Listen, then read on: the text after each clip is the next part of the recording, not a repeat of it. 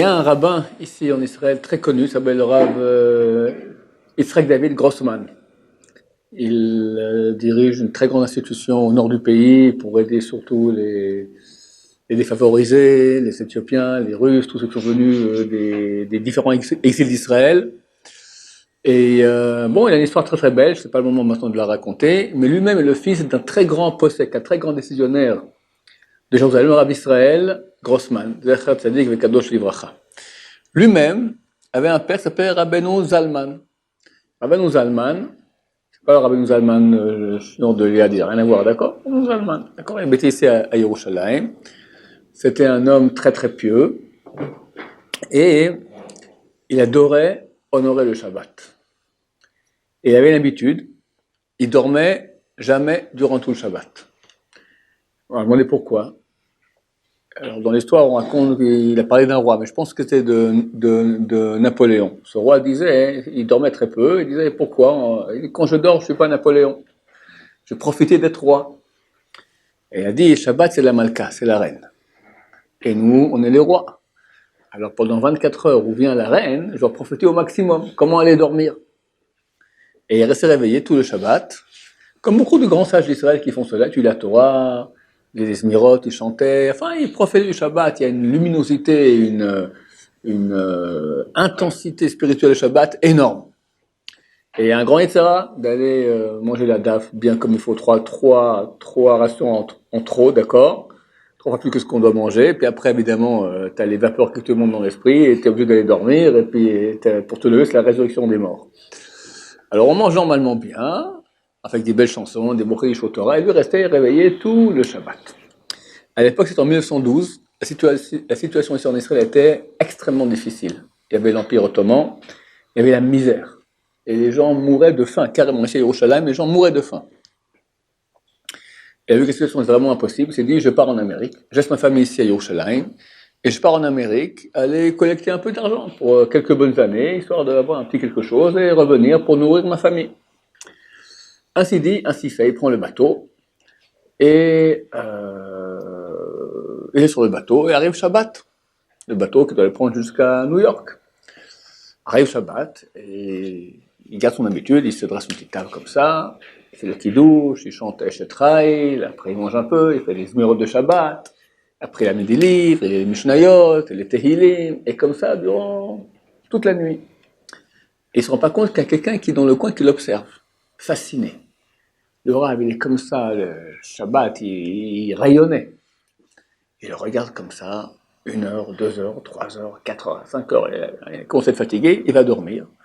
Le matin, il le voit de nouveau la prière, il prie presque en pleurant, tellement il est vraiment plein d'amour d'Hachem, de jouissance du Shabbat.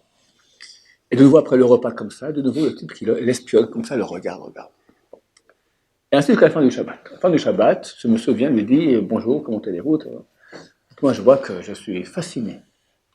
Votre amour du Shabbat, vos chansons, votre étude de Torah, je suis fasciné. Oui, le Shabbat, c'est une reine et nous, on est les rois. Écoutez, j'étais tellement étonné et surpris en bien de voir cela. Je me présente, je suis le baron de Rothschild et j'aimerais vous aider. Faites-moi un souhait, je laisse un quart d'heure de réflexion et si je peux, je serai très heureux de réaliser votre souhait. Lui se dit fantastique. Au lieu de partir en Amérique maintenant, aller faire la collecte d'argent pendant quelques mois ou années, j'ai de quoi maintenant aider ma famille. Bon, il va dans sa cabane, il réfléchit, puis après il se rappelle que 2 jours avant de partir, son frère, Shlomo Levi qui s'appelle, venu le voir. Son frère était responsable d'établissement de juifs dans la Galilée. Il était venu le voir, il lui dit ça va pas du tout.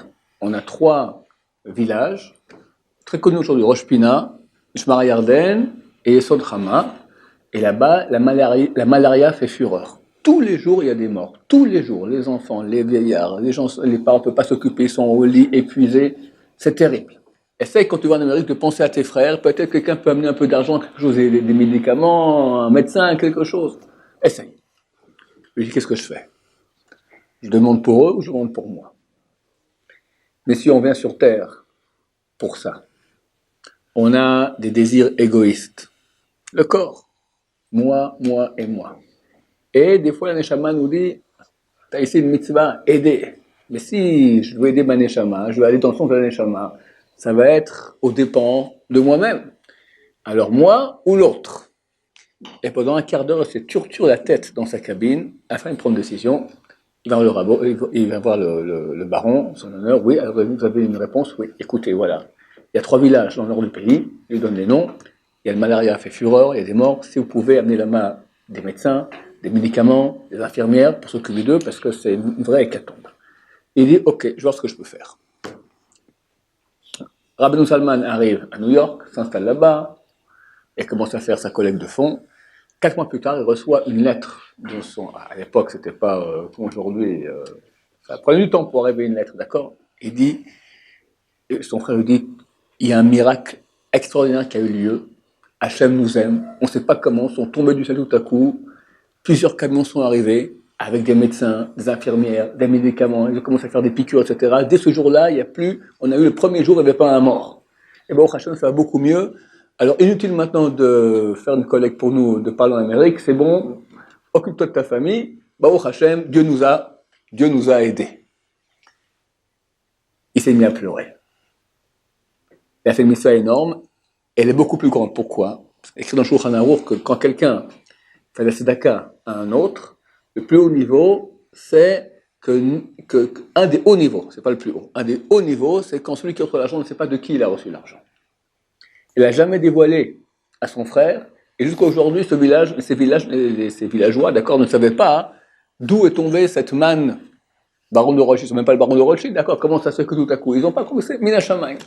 Donc là, il avait un très très grand mérite, et il a, quelques années plus tard, il a dit à ses enfants, vous voyez, des fois on doit faire des choix très rapides, et il faut savoir quoi choisir.